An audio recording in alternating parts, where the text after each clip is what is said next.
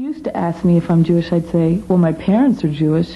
It's funny because I've heard so many people with the same line, and so many stories of people on their way to India or just traveling around, but for some reason stopping in Israel first and discovering Livnot V'Lhibanot. So how do I feel now?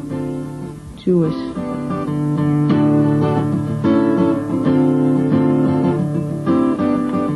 When the pioneers came to the Promised Land, one of their main motives was Livnot V'Lhibanot, to build and to be built. Jews rebuilding the land with their own hands, and in the process, rebuilding themselves. Livnot V'Lhibanot in Tzfat updates that ideal with a unique work and study program where English-speaking Jews between the ages of 20 and 30 literally dig for their roots. The old city of Tzfat is a perfect location, situated on top of a mountain with breathtaking views. 400 years ago, Tzfat was also the cultural center of the Jewish world, contributing great rabbis such as Joseph Caro, author of the Shulchan Aruch, and the mystical Kabbalist, the Ari. Today, however, much of the city lies buried under rock and rubble. To this setting come 20 participants every 3 months. They spend 4 hours in the mornings excavating and restoring old ruins, and 4 hours in the afternoon studying Judaism, history, and Hebrew, all the while living as a group, cooking their own meals and sharing in the chores.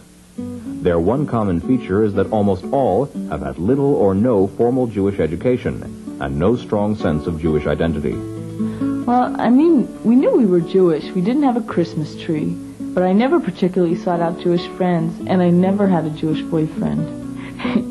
It didn't bother me. I never thought much about Jewish identity in the States.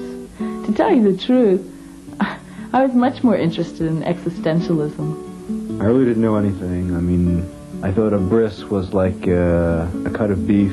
I don't know. I thought Yom Kippur was a day of remembrance for the Yom Kippur War. Before I came to Israel, I just broken up with my non-Jewish fiancé. He used to come over on holidays, and we'd laugh because he knew more about Judaism than I did. It's always really haunted me about the Holocaust. That were I alive in that time, I wouldn't have had the choice to say if I were Jewish or if I wanted to explore my roots. I guess I felt Jewish because of the Holocaust. But as I grew older, I couldn't just base it on that. I really felt I needed a more positive motivation. Then new immigrants, Aaron and Miriam Botzer, were living in Tzfat and founded Livnot V'Lhibanot in 1980. They wanted to design an alternative volunteer framework with Jewish studies. When I think what makes someone want to be tied to the Jewish people, it's not just learning a few lines of Hebrew. People learn a few lines of Spanish and French. It doesn't make them want to be tied to the Spanish people or the French people. But by teaching them their heritage and the richness of their tradition, that makes them want to be involved and to learn more. There are a few thousand Jewish youth who come to Israel every year without any set goal or commitment, who should have as complete an experience as they can out of Israel. The program we founded is for individuals at the stage when they're beginning to ask, who am I as a Jew, and whether it is important for me to continue as a Jew. The day starts around 6 in the morning with work. Every program we end up working on a different project, and recently we've been rebuilding an old synagogue to use as one of our classrooms. We cleared out all the rubble, rebuilt the walls, poured and built all the arches, and finally we put on a concrete roof. I never thought that I was going to come to Israel to mix cement, but there's something very rewarding about the concept of rebuilding the old cities of Israel, of taking the same exact stones and putting them together in our own way. It makes you feel like you're a part of Israel, or maybe Israel becomes a part of you. The work also gives you time to discuss what you're learning in class. I remember seeing these two women taking out the garbage once, and on their way, there they were talking about religion and God, and on their way back they were still talking about it. It's a real team effort. Sometimes everybody wants to get into the act.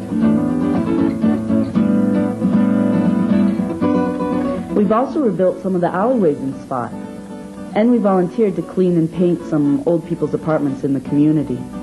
I'm a very idealistic person, and there has to be motives behind motives for me to be satisfied. And there were definitely all of those motives working in Tzfat.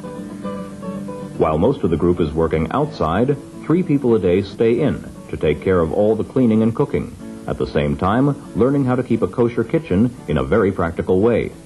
After lunch, classes begin, including courses in Jewish concepts, Torah, holidays, Jewish history, Zionism, and Hebrew.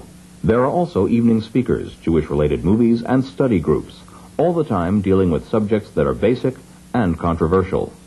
What were the factors that motivated the Jews to create a Jewish state, and what are the challenges of Zionism today? I'd like to discuss, do we feel that the Jewish people is different than other peoples? If yes, in what ways? If no, in what ways? People often ask me how it is that I am both an observant Jew and a scientist. I seem to think the two are in conflict. For example, how can I accept the story in the Bible of the creation, and at the same time the account that any scientist will give of the age of the universe or the age of the world? Are women really only different, but nonetheless equal to men, or is that just something men tell us? Well, first of all, no one takes for granted that you believe anything, so the discussions are really wide open. The teaching's a dialogue, not just a lecture like at a university.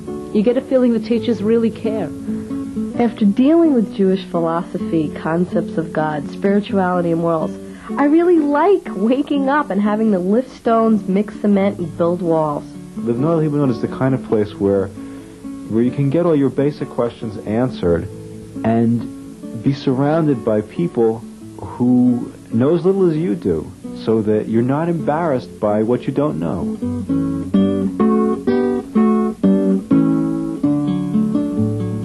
The stress in community is so important. I remember one morning there were just 2 cottage cheeses left for breakfast. It was silly. There was only enough for half a spoonful each. So I made an announcement that there's only 2 left, and when I cleaned up, I couldn't believe it. There was still half a cottage cheese left. So I ate it. In a way, the sense of community really only begins when the program is over. And there's a whole group of Livnoters who get together regularly in Jerusalem and the States, often meeting for Shabbat.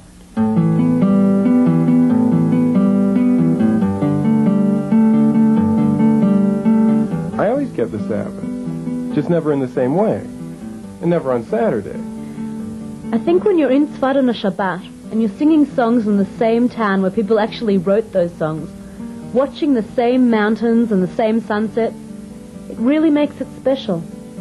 There is also the family Shabbat, where group members join families in the community, many of whom are English-speaking and from backgrounds similar to the participants.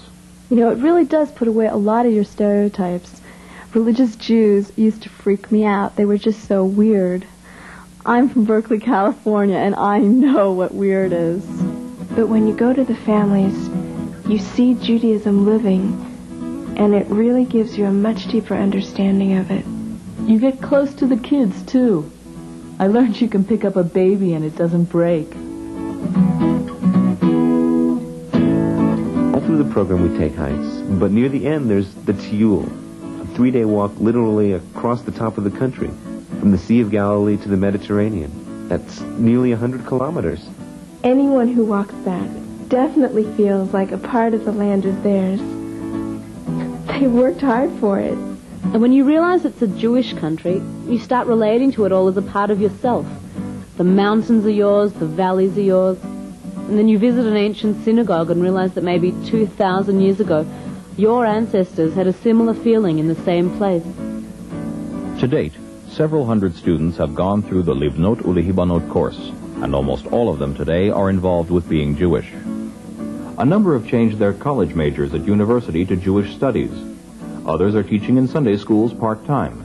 In many cases, the same Sunday school they stopped attending because it didn't say anything to them. Some stay in Israel, but most eventually go back to their old environments to weigh things out, becoming more involved within a Jewish community. They look for Jewish social groups and participate in Hillel activities on campus. Whatever approach they take, they bring a new knowledge of Jewish moral values and a commitment to Israel to their lives. Because of its lasting effect on participants, syndicated Jewish columnist Carl Alpert called Livnot V'Lhibanot probably one of the most effective investments ever made by the Jewish Agency. And Menachem Lustigman, director of the Center for Ulpanim and Counseling for Young Adults of the Jewish Agency, called Livnot V'Lhibanot the most successful Jewish agency program in Israel for English-speaking Jewish youth. And so one day I came to Tzfat. My friends back home were worried I'd get brainwashed. I did in a way, in that I washed my brain and out of it grew some roots in the beginning, and I don't feel so different anymore. I think I've finally recognized the love so many people have for Zion. I'm not sure how I'm going to practice what I learned in Tzfat or incorporate Judaism into my life, but the thing is, it's important to me now, and it wasn't before. I feel very proud that I'm a link in the chain.